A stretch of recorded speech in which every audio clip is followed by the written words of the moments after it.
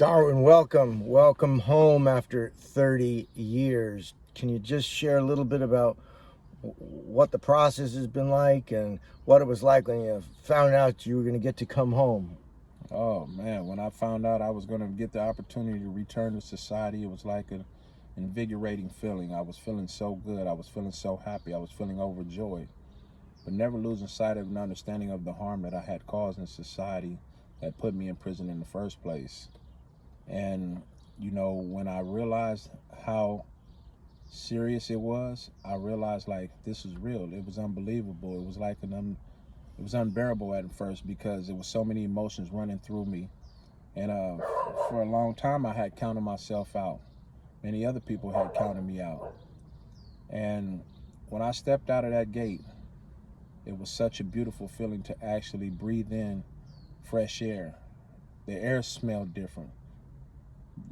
Everything around me was different. And it was at that moment that I realized that everything that I had thought would never become true had finally come true. And what are the obstacles since you've been home? Some of the obstacles that I have encountered since being home was first attempting to get my birth certificate. What do you mean? You didn't have your birth certificate? No, I didn't have a birth certificate whatsoever, so I had to go down to the Hall of Records and attempt to get one. And because my mother and father's social security numbers were on the birth certificate, they told me it would be a 3-week wait until I was able to receive the birth certificate. But so you went out and got a job, right? No, I was unable to get a job, didn't have an ID, didn't have a social security card, and these are things that are very vital to having an individual return to society and be successful. You need your birth certificate, you need your social security card, you need your ID. This is the only way that you can be identified. This is the only way that people know who you are.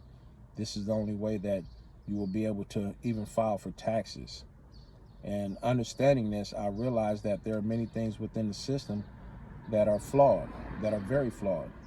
It is simply a situation that pretty much sets people up for failure. Stepping out of here without that, you really have your hands tied behind your back once again, and you have nothing able to do. That means you can't get out and get employment if you don't have your ID and your social security card, which means you have no financial income. And having no financial income, now these things become overbearing. The responsibilities that come with being in society, the paying bills, the taking care of yourself, the putting food on the table, putting clothes on your back. There are places that do help you with these type of things. However, it's very limited. It's very limited in the fact that you have to take care of yourself on a day-to-day basis. EBT card, yes, that'll help you, but you also need ID for that as well. These type of things are necessary, and it is important that each and every individual still incarcerated who is returning to society soon, that you make sure that before you get out, that you do have your birth certificate. You could actually have your birth certificate while incarcerated. So never let somebody tell you that you can't. Start making sure that all your paperwork is in order, so that way you can actually go out with your birth certificate up on your release the very next day or the same day, if it's all allowed, to actually go out and apply for your real ID.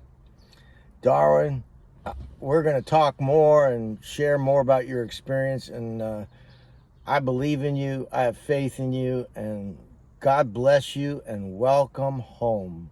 Welcome home. Thank you, Mark. Thank you.